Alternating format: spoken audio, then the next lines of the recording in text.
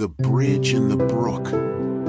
Bedtime story. In Hearthstone Hollow, spring was not just a season of bloom, but a season of voice. And the loudest voice was the brook. Swollen by mountain snowmelt and steady rains, its gentle babble had transformed into a determined, rushing roar. It tumbled over its banks, spilling across the low path that led to the sun-drenched meadow.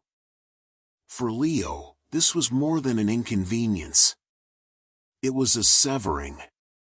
His hives, full of newly active bees desperate for the early blooming clover and willow, were now cut off by a wide, chattering ribbon of cold water. "They'll be trapped," he said to Elara, worry lining his brow as they stood at the water's edge. "Their pantry is on the other side." Elara watched the current carry a fallen twig, spinning it swiftly away. "The water has its own purpose," she said softly. "To reach the meadow, we must find a way to agree with its purpose, not fight it." The two designs. Leo, with his farmer's practicality, fetched his grandfather's journal and a measuring tape. He envisioned a straight, strong bridge, solid beams on sturdy posts, the shortest route from A to B. He sketched plans on flat stone, his lines firm and sure.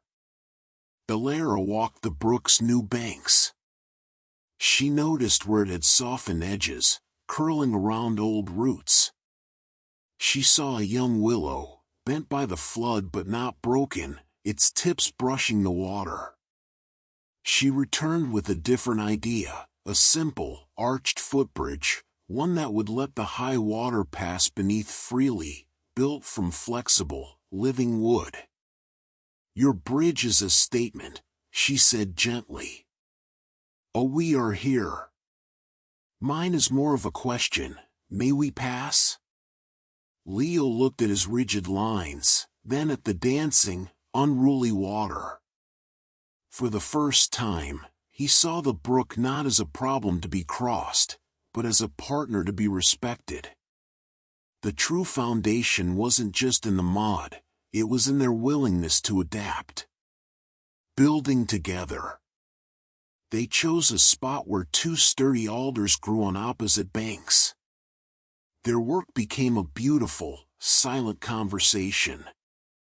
Leo brought his strength and precision, trimming and notching thick, resilient poles of cedar for the main supports. He drove them deep into the firm earth, where the current could not undermine them. Elara brought her flexibility. She gathered long, pliable hazel shoots and young willow withes.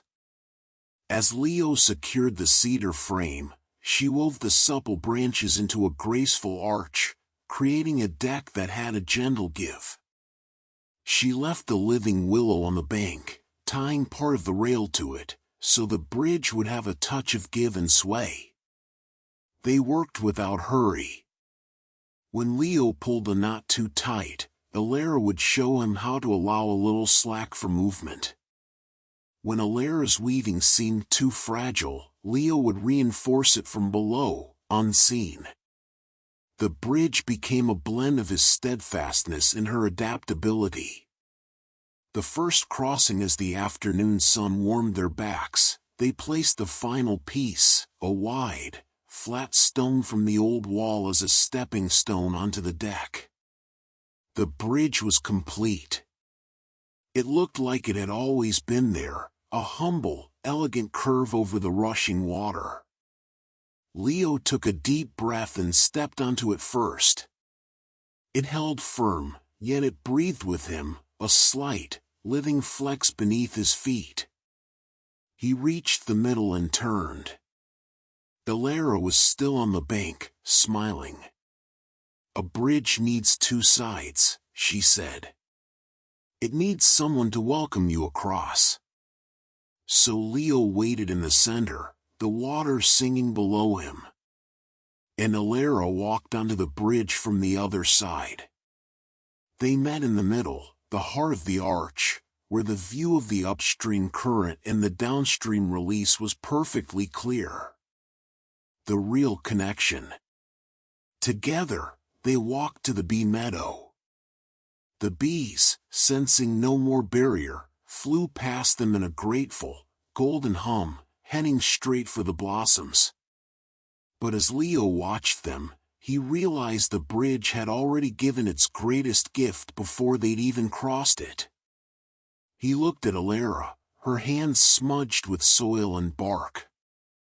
It wasn't about reaching the bees, he said, understanding dawning. It was about how we reached each other to build the way. The strong foundation and the flexible bend. Elara nodded. Just like a good friendship. Or a quiet heart. Strong enough to stand on, but flexible enough to weather the high waters without breaking. That evening, Leo wrote in his journal, "Built a bridge with Elara today. The brook taught us to connect two separate places. You need both the unshakable post and the willow's willingness to sway. The bridge is not a wall against the current. It is an agreement with it. I think this is how we hold on to people, too, not by building walls of demand around them, but by building arches of understanding between us, giving space for their own currents to flow." And so, dear listener, as you drift towards sleep, think of the bridges in your own life. Are they rigid, or do they have a gentle give? Are they built only on your own sturdy plans, or woven with the flexibility to understand another's flow? Remember, the strongest connections are built not just to carry our weight, but to dance with the changing currents beneath. They are built together, one steady beam and one flexible life at a time. Good night. May your dreams be places of easy crossing and harmonious